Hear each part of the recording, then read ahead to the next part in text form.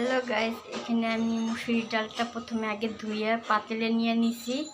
এখানে হলো রসুন এবং পেঁয়াজের কালি দেওয়া হয়েছে। এখন আমি দিব যে কি বলে হলুদের গুঁড়া দিব।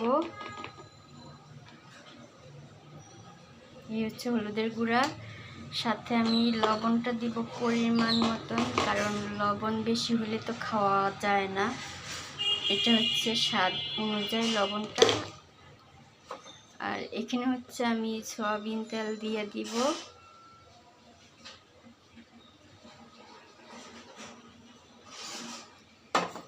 এখন এটাকে আমি হাতে মাখাবো।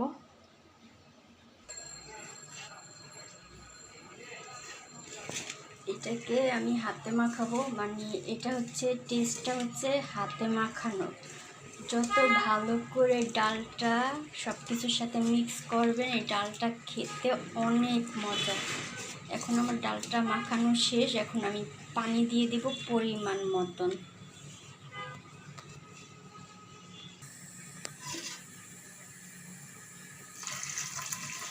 আমি একটু পানি দিয়ে দিলাম। ক্যামেরা অফ করে আমি হাতটা ধুয়ে একটু পানিতে দিছি প্রথমে। এখন পানিটা পুরাটা দিয়ে দিছি, আর একটু দিয়ে দিব।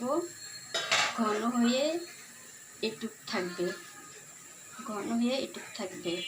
এখন আমি 2টা কাঁচামরিচ দিয়ে দিব আস্তা। এখন আমি চুলায় বসাই দিব, কারণ কাঁচামরিচটা আস্তে দিছি। আমাদের বাসায় বেবি আছে, ও ডাল খায় তো ঝাল খেতে পারে না, তাই আমি কাঁচামরিচটা আস্তে দিয়ে দিলাম।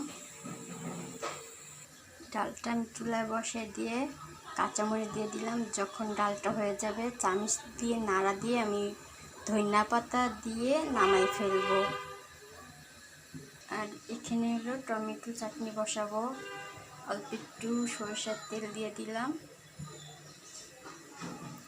কারণ এখন আপাতত অল্প দিচ্ছি, কারণ সবার শেষে আবার দিতে হবে।